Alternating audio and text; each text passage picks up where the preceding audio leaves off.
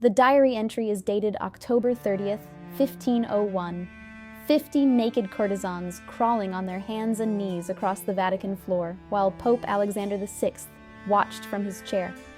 Chestnuts scattered between burning candles. The Pope, his son Cesare, and his daughter Lucrezia keeping score of a sex competition. The prizes?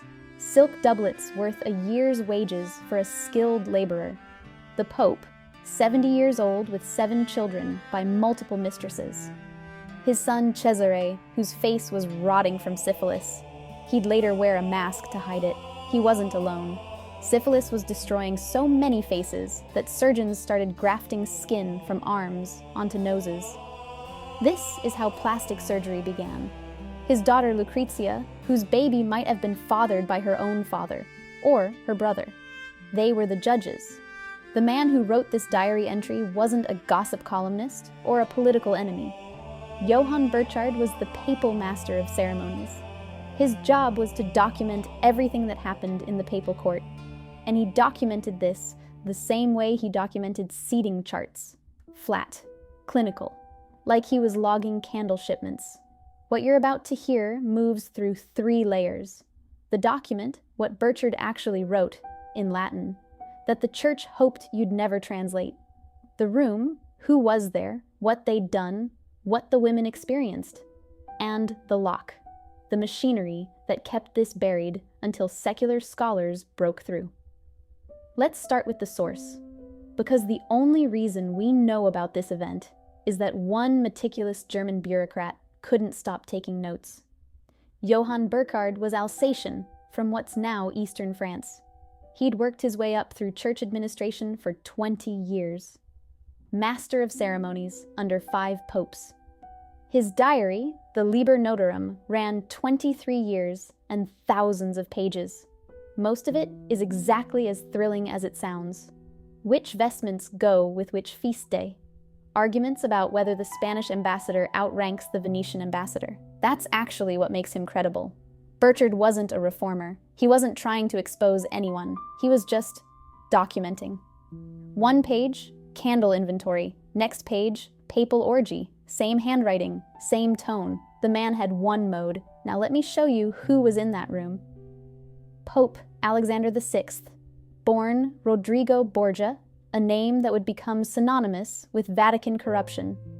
The Borgias were a Spanish family who turned the papacy into a crime syndicate, 70 years old. He'd fathered at least 7 children by multiple mistresses. His current favorite, Giulia Farnese, had a brother who owed his cardinal's hat to the Pope's sleeping arrangements. That brother would later become Pope Paul III. The Vatican was a family business, and the family had stopped pretending otherwise. Cesare Borgia, 26. The Pope's son had quit being a cardinal 3 years earlier because he found military conquest more interesting. Machiavelli would later use him as the model for the prince. He'd murdered his sister's husband 15 months before this party, stabbed him in the Vatican gardens, and finished him off when he survived. And he'd picked up something in Naples that never left him. 4 years before this banquet, Cesare had hired a prostitute after crowning the king. When he lit a lamp to look at her afterward, he discovered she was old and toothless. He vomited on her, but she left him with more than nausea. She gave him syphilis. By 1501, the disease was already eating his face. One contemporary described his eyes as deeply sunk, with a fierce snake-like glance that even his friends and comrades could not bear to look upon. This is the man judging the sex competition. And then there's Lucrezia, 21 years old, a widow, thanks to her brother. She was at this banquet 9 days before finalizing her 3rd marriage to Alfonso d'Este of Ferrara. Earlier that year, a baby appeared in the Borgia household. No one would say who the mother was. The Pope issued 2 papal bulls about the child, one claiming Cesare was the father, one claiming he himself was. Think about that. The Pope publicly declared he might have fathered his own grandchild, or his daughter might have had a child with her brother. The Vatican never clarified. They just issued contradictory paperwork, a 70-year-old with 7 mistresses, a syphilitic murderer, and a woman whose baby might be her nephew. They decided who won. Now, let me put you in that room. The Hall of Saints, October night. The smell hits first. Candle wax, heavy perfume fighting against 50 bodies, spilled wine soaking into cracks between floor tiles. The walls are covered in Pinturicchio's frescoes, finished just 7 years earlier. The Virgin Mary, St. Catherine. Some scholars believe Catherine's face is Lucrezia herself, the Pope's daughter, painted as a saint, now watching courtesans crawl naked beneath her image. The candlesticks come down from the tables. Servants place them on the marble floor, flames guttering in the movement. Then the chestnuts scatter. You hear them before you see them. Dozens of small impacts rolling across stone, settling in the spaces between the flames. Chestnuts, peasant food, autumn snacks, worth nothing. That was the point. These women had spent years cultivating sophistication, learning poetry, music, the art of conversation. They weren't street prostitutes. They were courtigian oneste, honest courtesans, educated companions to Rome's elite. Now they're naked, on hands and knees, collecting scraps like animals, while the most powerful family in Christendom watches. The game wasn't about chestnuts. It was about making powerful women crawl for worthless things. You're on cold tile. The marble pulls heat from your palms, your knees. You're crawling now, face inches from the floor. The candles are at eye level, flames flickering right in front of you.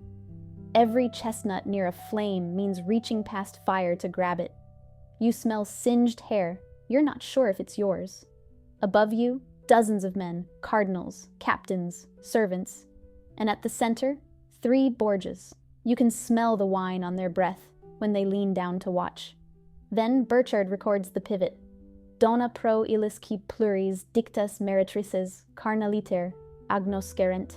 Prizes for those who could carnally know the prostitutes the most times. Know, or in other words, you know, to fuck.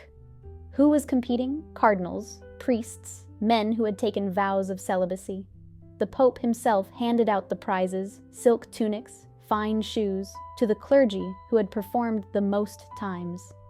That phrase, carnaliter agnoscerent, is the language of church courts, the same words used in heresy trials and inquisitions. Burchard wrote about the orgy using official legal terminology, like filing a police report, and then arbitrio praesentium. By the judgment of those present, someone had to count, someone had to watch, someone had to declare a winner. That someone was the Pope. Now, here's the detail that turns scandal into epidemic. Syphilis had arrived in Europe just 6 years earlier, 1495, with the French invasion of Naples, brand new, no immunity, and in those first years, far more virulent than it would later become. The treatment was mercury. Patients sealed in a box called a tabernacle, while vapor rose from hot coals beneath them. Side effects: tooth loss, skin ulcers, neurological damage, death. There's a saying from this era: a night with Venus, a lifetime with Mercury. One night with the goddess of love, a lifetime being poisoned by the cure.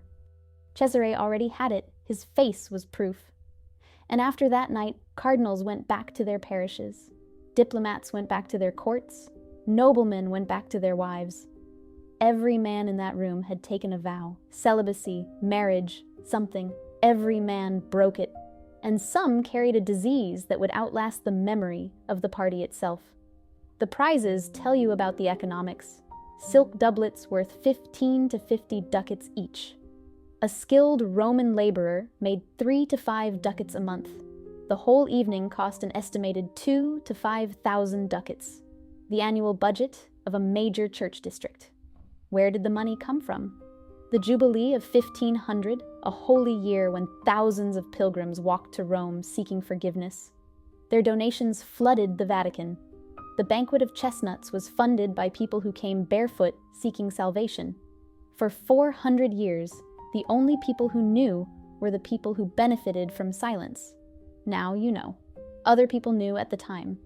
The Florentine ambassador, Francesco Peppi, wrote home that same week. His dispatch mentioned a festivity at the Vatican that was not fit to be described. That's all he said. No details. He knew. He just also knew better than to write it down. The cardinals who could have exposed this were in the room. The diplomats who could have reported it needed Vatican access to do their jobs. The servants saw everything and had no power. And Burchard, the one man who wrote it all down, kept his job because his diary wasn't meant for you. It was an internal document, a bureaucratic tool for future masters of ceremonies, filed, classified, restricted. The Liber Notarum sat in the Vatican Archives for 400 years, not hidden in a secret vault, just access-controlled, available only to approved church scholars. When fragments leaked to libraries in Paris and Florence, the Vatican's response wasn't destruction, it was narrative management. Apologists argued mistranslation, claimed courtesans meant ladies of the court, suggested the chestnuts were an innocent parlor game. All of it collapsed when secular historians got access in 1878. The handwriting matched, the ink was consistent. The event happened.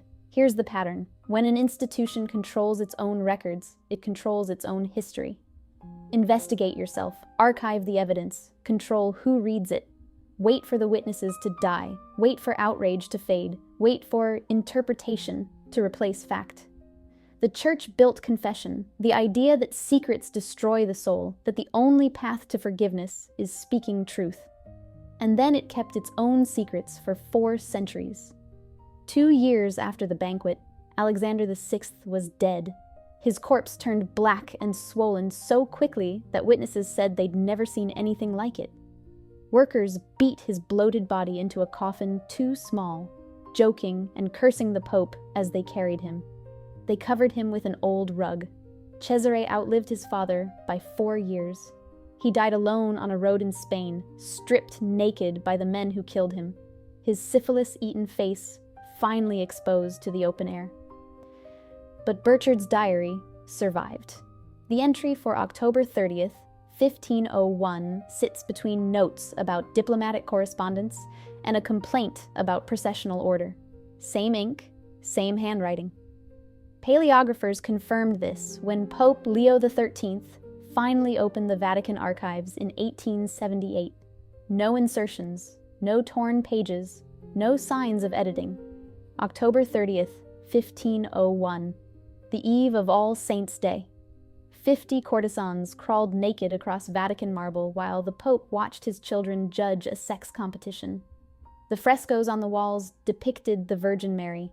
The best way to bury the truth isn't to destroy it, it's to own the archive.